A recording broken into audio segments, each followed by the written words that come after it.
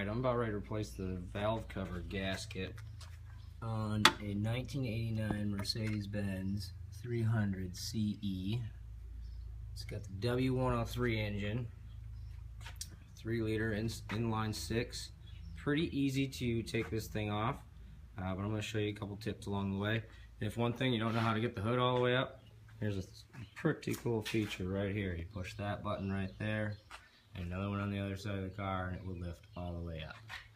I want to show you the tools I'm going to use for this. Just a simple 10mm socket. I've got an extension on there just to reach anything that I need to, but I might have to pull that off.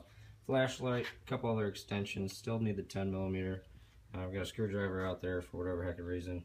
And I've got some engine cleaner and some paint, because I'm going to get this thing looking good again. My first step here is going to be to unlatch, or I guess get these little guys off of their tubes, these little hose clamps.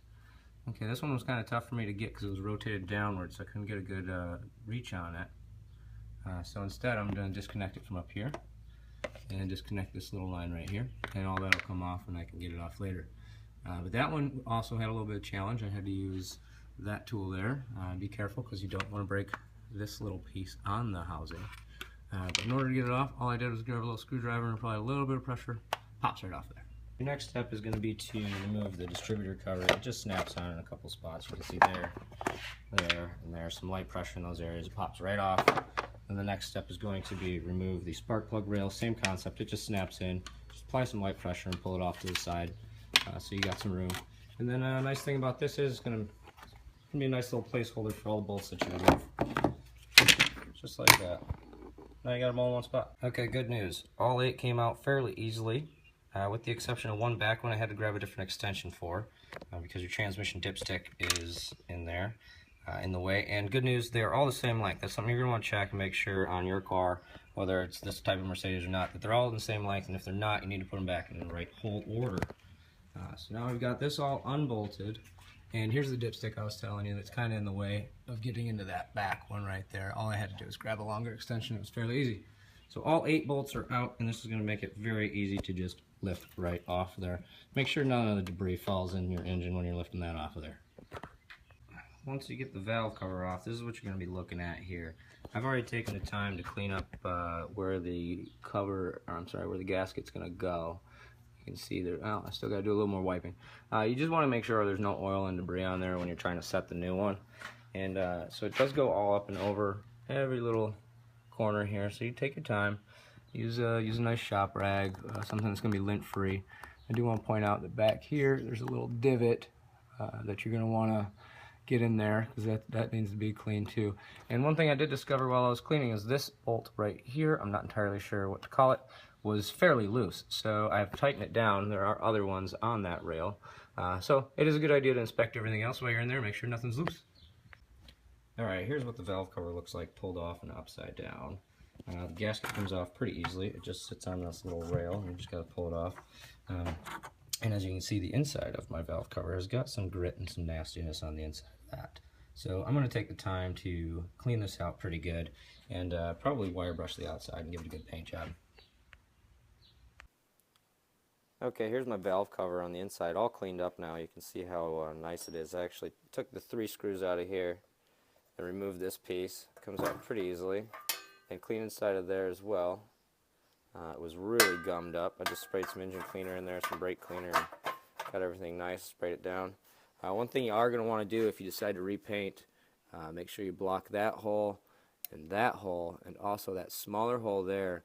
It goes down to a very, very tiny pinhole on the inside. I doubt I can even get too close to it. Oh, you can probably see it. That little pinhole right there can easily get clogged. I used a small drill bit to push through there. You could probably use any small wire hanger, or toothpick probably would even work if you got at it right. You're going to want to make sure you clean that out so it's not gummed up, so your engine's reading correctly. And another thing, if you do spray paint this, like I just kind of put an easy coat of wrinkle paint on there, you're going to want to sand down the inconsistencies where that gasket goes, otherwise you're not going to get a good seal. So I'm going to sand that down and put it back together. Okay, a quick tip when you're reassembling, putting the gasket back on. I started in one of the corners by the large half moon shape there. I started right there and pressed my way all the way. Make sure this is all pressing in tight. A lot of curves. a lot of curves. And I noticed down here there's this notch that's going to fit on the onto the engine here. This little rubber notch fits into the engine bay. This little notch that you can see there fits up in there. So make sure you get that lined up, otherwise this is not going to fit your car correctly. Okay, I've got the painted valve cover all back installed. All the little plastic clippy bits are back on there. One thing you want to double check is make sure that that little hoop section that I showed you on the gasket fits into the retainer down here. It's really tough to get back in there and tell. But honestly, if you get all this lined up and all your bolts line up, you can almost guarantee that that's in there. And the bolts themselves for the valve cover are very low torque. Do not over tighten these. I highly suggest you get a torque wrench, one that can read very low. Mine reads 120 inch-pounds, and the spec is 80 inch-pounds on those. So I backed it off, you can see, even more than it's supposed to, so that I can get these. And it's barely hand tight. If you're doing this by hand, it's barely hand tight. I would not go super hard on any of those because you will crack the valve cover. They are not very strong pieces of metal. Alright, so that's it. Everything's back installed, ready to go. And I'm going to start it up, make sure there's no leaks.